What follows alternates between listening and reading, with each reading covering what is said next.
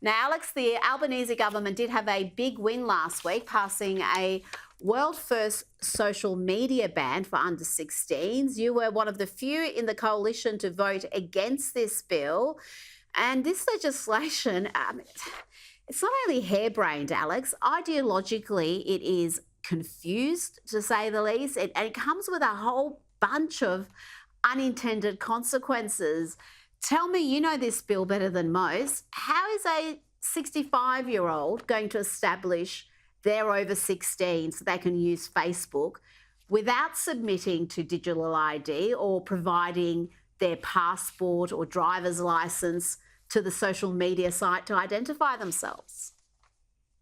Well, this, of course, was the subject of what very limited debate we had last week on the bill, which was one of the main problems. I mean, this was extraordinarily complicated stuff that was rushed through in about an hour. We were lucky to get that, as Labor busted through about 30 bills at the end of the week. So that was one of the questions. The answer is less clear, though, it has to be said. If it's not digital ID, which I think it still can be, by the way, I don't think that's been completely ruled out by the amendment that was made, and it's not handing over documents, then what is it? Well, I asked that question, and of course the answer to that is biometrics. These companies are going to scan our faces, our children's faces, and use that information to determine how old you are. And if you're close, if there'd obviously be a margin of error, then they'll start asking the questions. And I mean, I don't know about anyone else, but that alone is enough for me to have crossed the floor on this. I just can't support that. I can't support the speed with which it went through.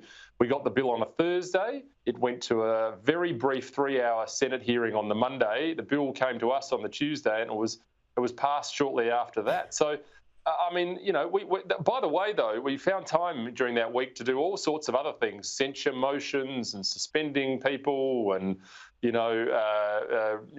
valedictory speeches. But when it came to actually drilling down into this world first piece of censorship law, we didn't have the time. So what's going on up in that building, I don't know. I do wonder if it's ever going to be implemented, given the massive issues with having any sort of adherence to this that is palatable to people. Because I think this is a sort of policy, particularly for those who don't really use social media, which sounds good in theory. Oh, yes, social media does harm to under 16, let's ban it. But as soon as you start scrutinising the policy, you see it comes with huge issues.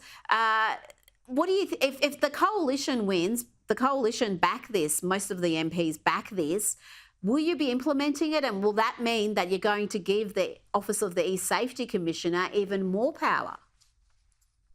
Well, I mean, I hope not, but this has passed. It will go through an implementation phase, bureaucratic speak, for let's see if we can make it work. And the idea is that it'd be in force by 2026. So what the hurry was that last sitting week of the year is anybody's guess. But, the answer to that is we don't know. I mean, there's so many things we don't know. Within a space of a week, we were told YouTube was out, Snapchat was in, then Snapchat was in and YouTube was out. So, I mean, I don't think anybody really knows how this is going to work or if it's going to work and if it's going to fix this problem that we're talking about, which we're all sympathetic to, kids getting bullied online. No one wants that. But the problem is throwing out the baby with the bathwater here. And the other problem is kids are getting legitimate news sources from social media. There are many kids in remote locations that use this as a way of interacting. And there are many kids with learning difficulties that rely on a lot of these products as well. So, look, I don't know if it's workable. I doubt that it will be, but we're gonna let the bureaucrats take it from here. Over to you, boys. Yeah, this is just so short-sighted. And you're right.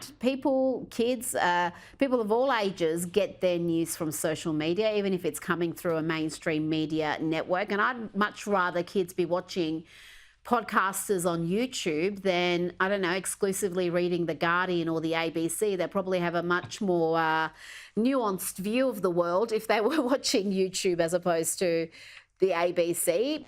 Before you go, Alex, I want to get your thoughts on the ABC chair, Kim Williams, and his bizarre attack against podcaster Joe Rogan, saying he's deeply repulsive and other slurs. He's now labelled the backlash against him as demonic. This man is prone to a bit of hyperbole, isn't he? What do you make of this entire bizarre episode? Well, I mean, when I first read it, I could be wrong about this, but I read that he didn't really know much about Joe Rogan, but then found him deeply repulsive, or whatever the language was, which I thought was kind of contradictory in its first step. But he clearly hasn't watched or listened to the Joe Rogan experience. I mean, Joe Rogan is the sort of guy who probably would share a lot of fairly left-wing views, libertarian views as well. I mean, he backed Donald Trump, but I don't know whether or not the left are now punishing him for that. Maybe, who knows? But I don't see anything other than pretty considered, pretty sensible, and very, very interesting commentary coming from there. I would spend more of my time listening to the Joe Rogan experience than I would opening up a newspaper or listening to talkback radio in this country and state, to be absolutely honest. And that's what the kids are doing. They're picking up their news. The generation, by the way, that we were told had a 10-second attention span are now listening to 3-hour deep dive discussions about serious subjects. So what's deeply repulsive about that is anyone's guess. I think it'd do Mr. Williams the world of good to actually go and have a listen to one of these podcasts. Might change his mind. He embarrassed himself, and I think he really put into question whether he's fit for that role. He seems to be so completely out of touch with the modern media environment and how people consume news, and to make those sorts of comments about a personality whose work you don't even know. Again, you've got to question his judgment. Listen to a podcast, and then if that's your opinion, at least it comes from a informed position. Senator Alex Antic, thank you so much for your time this evening. Thanks, Rita.